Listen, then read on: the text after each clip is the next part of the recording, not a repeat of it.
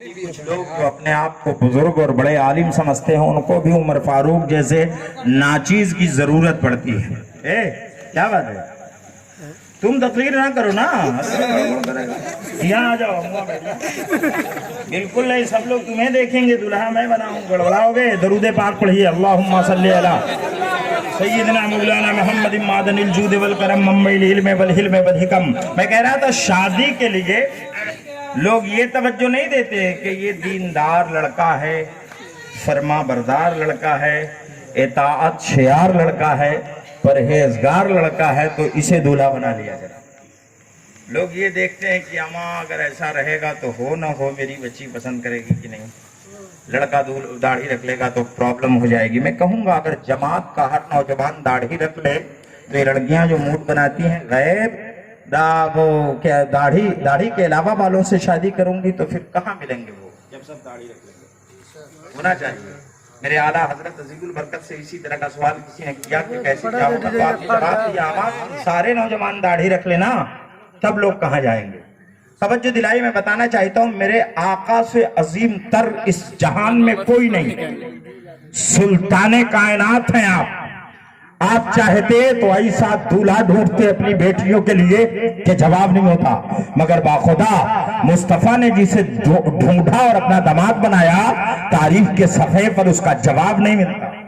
अपनी छोटी बेटी हजरत फातिमा सलामुल्लाह अलैहा के लिए जिसे अपना दामाद बनाया उसे अलीउल मुर्तजा कहते हैं।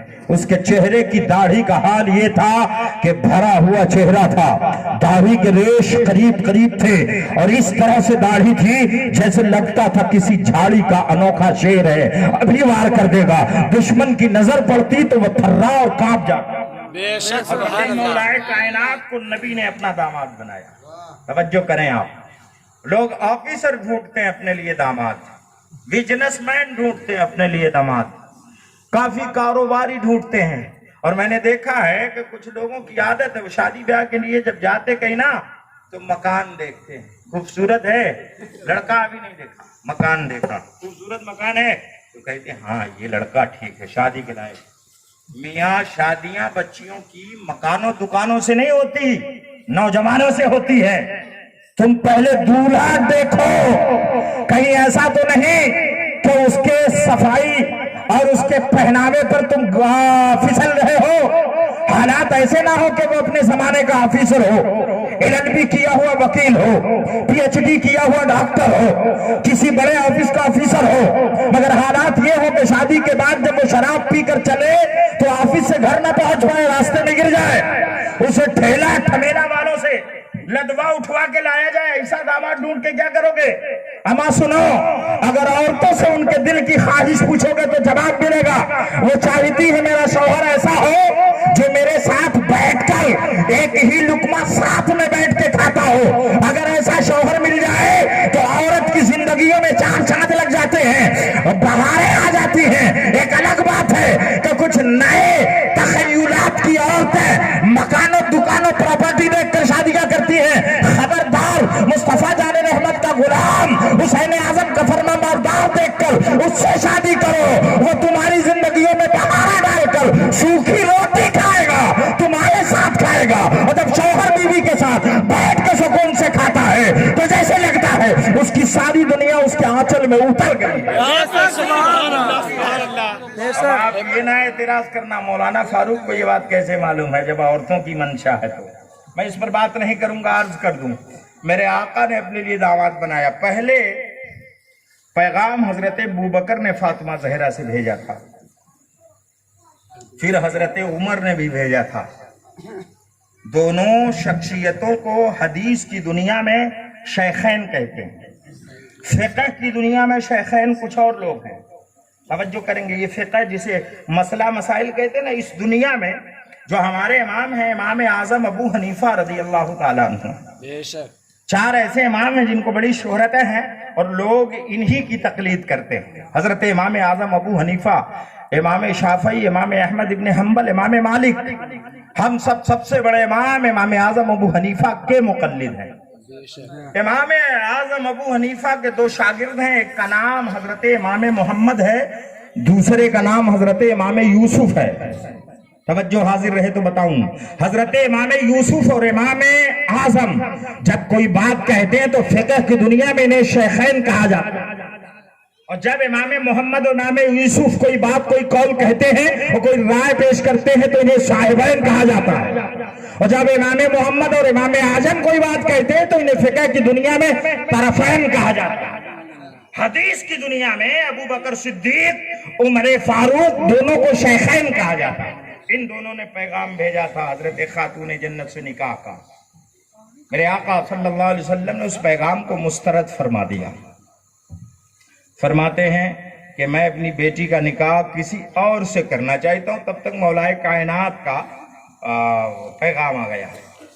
مصطفیٰ جان رحمت صلی اللہ علیہ وسلم نے پیغام دیکھا، خوش ہوئے، ارشاد فرماتے ہیں کہ میں بھی چاہتا ہوں کہ علی کی شادی فاطمہ کے ساتھ ہو جائے، اور میرا اللہ بھی چاہتا ہے کہ فاطمہ کی شادی علی کے ساتھ ہو جائے۔ یہ وہ جو شادی ہے، ایسی انوکھی شادی ہے جس میں 70,000 فرشتے زمین دنیا پر اتر کر فاطمہ زہرا کے قدموں کی دھول چوما کرتے ہیں۔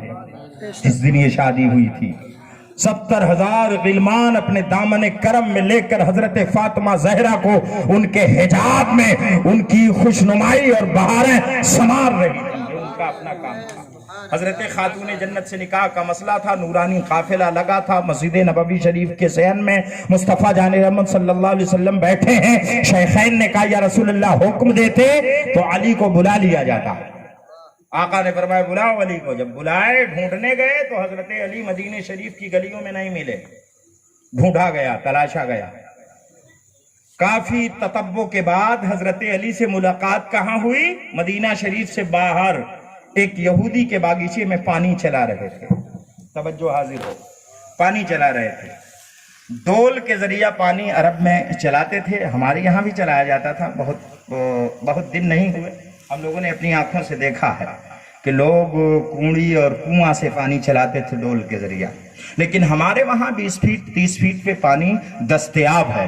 عرب کی زمین پر ہزاروں میٹر اترنا پڑتا ہے پانی ڈھونڈنے کے لیے، پانی نہیں ہے اس زمین پر، اس لیے کہ وہ ریتیلی اور پتھریلی جگہ ہے، بسا اوقات کہیں کہیں ہے تو کیا کہنے۔ اب حضرت علی پاک جس کنویں سے پانی نکال رہے تھے، ہزاروں میٹر گہرا کنواں رہا ہوگا، کیسی طاقت یوز کی جا رہی ہوگی، توجہ کریے گا۔ ڈول کے ذریعہ پانی نکال رہے تھے، ڈھونڈتے ہوئے یہ دونوں حضرات تشریف لے گئے۔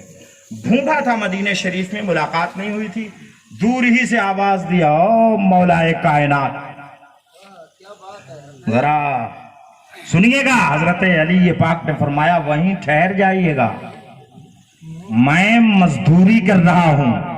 کیا کر رہا ہوں؟ مزدوری کر رہا ہوں۔ میں نے 12 درہم میں 40 ڈول پانی چلانے کا وعدہ کر لیا ہے۔ کنواں یہاں ہے، باغیچہ کافی دور ہے، اگر میں رک کر بات کرنے لگا تو پانی کا تسلسل ٹوٹ جائے گا، پانی کا جانا منقطع ہو جائے گا، کھیتی کی سیرابی صحیح ڈھنگ سے نہیں ہوگی، اس لیے جب تک میں پانی چلا نہیں لوں گا تب تک آپ لوگوں کو انتظار کرنا پڑے گا۔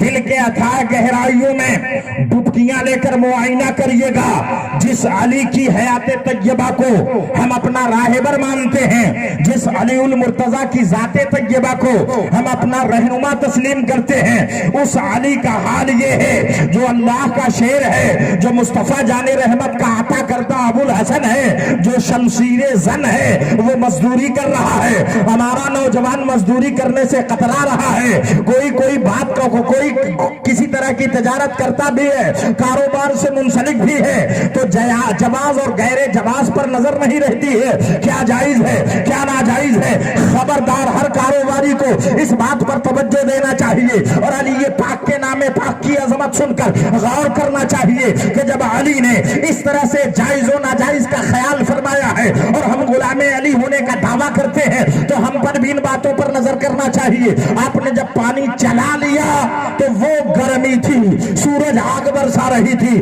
زمین سے شعلہ نکل رہا تھا. عرب کی زمین یوں ہی گرم ہوتی ہے, بغیر جوتی اور چپلوں کے پاؤں رکھ دیا جائے تو جیسے لگتا ہے پاؤں جل کے کباب ہو جائے گا. لوگ انتظار کرتے رہے. کمبل کا جو ٹکڑا تھا ایک مولا کائنات نے لپیٹا تھا بطور پہبند, اور ایک ٹکڑا اپنے کاندھے پہ رکھا تھا. تشریف لاتے ہیں پسینہ پوچھتے ہوئے حضرت سیدنا شیخین رحمت رضی اللہ تعالیٰ عنہم اجمعین نے کہا, اما ہم انتظار کر رہے تھے, آپ کو آقا نے بلایا ہے. علی نے جب یہ بات سنی ارشاد فرماتے ہیں, نبی نے بلایا ہے تو پہلے کیوں نہیں بتایا؟ اگر پہلے بتا دیتا تو یہ نوکریاں ہم اپنے جوتیوں کی ٹھوکر سے ٹھکرا دیتے. چلو مصطفیٰ کے بلانے پر لبیک کہتے ہیں, اب بیٹھنے کا وقت نہیں رہا. یہ جماعت آئی ہے, 3 افراد پر مشتمل یہ شخصیتیں مسجد نبوی میں آئی ہیں. میرے آقا کی نظر پڑی, جہاں آئے وہیں بیٹھ گئے. بیٹھ کے کھسکتے کھسکتے آ رہے ہیں. کچھ شخصیتیں ایسی ہیں اس زمین پر جو ادب کے اس منصب پر فائز ہیں کہ ان کی شان میں گستاخی بہت بڑا گناہ ہے. ماں باپ ایسے ہیں جنہیں دور سے ادباً بلانا جائز نہیں ہے. پیر ایسا ہے جسے دور سے بلانا جائز نہیں ہے. عالم و امام ایسا ہے جسے دور سے بلانا جائز نہیں ہے.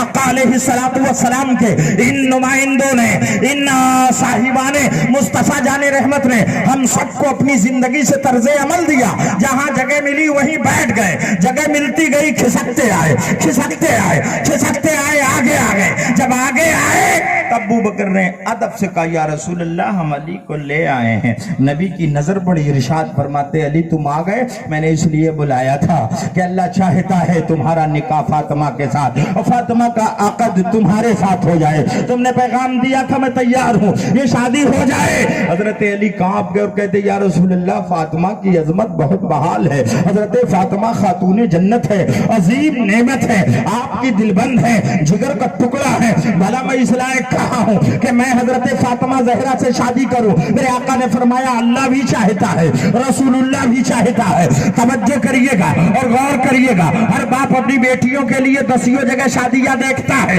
مگر حیرت میں رہتا کہ وہ پراپرٹی والا تھا, وہاں رشتہ فٹ نہیں ہو پایا, اب رشتہ یہاں سیٹ ہو رہا ہے, یہ ٹھیک نہیں لگتا ہے. پراپرٹی والا نہیں, کاروباری نہیں ہے. توجہ دینا, رشتے کی سیٹنگ اور فٹنگ وہی ہوتی ہے جہاں اللہ چاہتا ہے. یہ جوڑا بارگاہ ربی سے منظور ہو کر آتا ہے, اور جب اللہ منظوری دے دے تو انسان کی سوچ و فکر مر جاتی ہے. اللہ تعالیٰ جہاں منظوری دیتا ہے وہیں رشتہ طے اور قرار پاتا ہے.